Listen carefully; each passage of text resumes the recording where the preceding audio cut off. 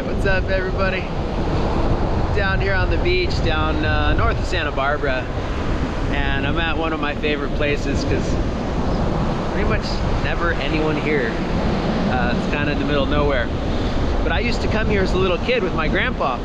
We'd fish just down the beach. There's a couple of these seawalls, and these seawalls just are such an important part of today's message, and I hope you key in on this. These seawalls were put in here decades and decades ago, and they're still here, and every day they take pounding, day in and day out. The high tide comes up, the waves come in, and they pound these seawalls, and the seawalls remain. The word there is resolve.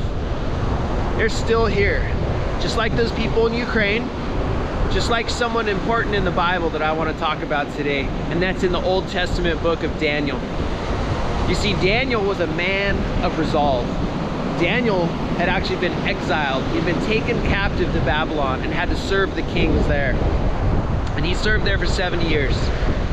In the middle of in this time where Daniel was serving the kings there, these foreign kings that he had to serve against his will, God gave him favor. God blessed him because Daniel was like this seawall. He was a man of resolve.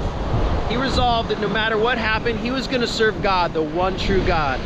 But you see, these kings from these foreign countries back in that time, they wanted him to serve other gods. They wanted him to serve them.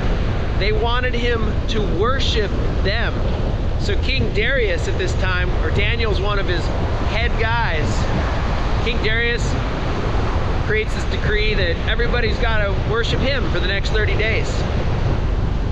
And if anyone doesn't, they'll be thrown in the lion's den. What's Daniel do? He goes right home and starts praying to God, the one true God who he knows will save him. You see, there were some bad guys that were trying to get Daniel in trouble because they were jealous of his success.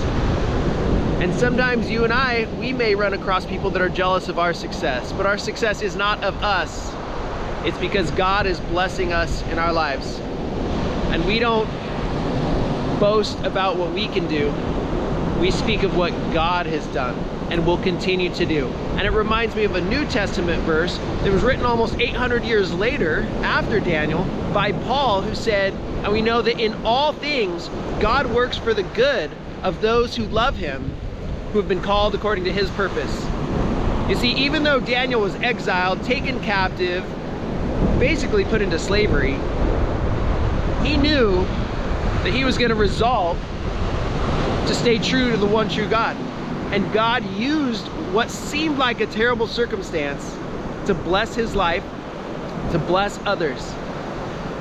So fast forward to this decree where Daniel is not going to worship and bow to this king, this human king of this foreign land. He's going to stay true to the God.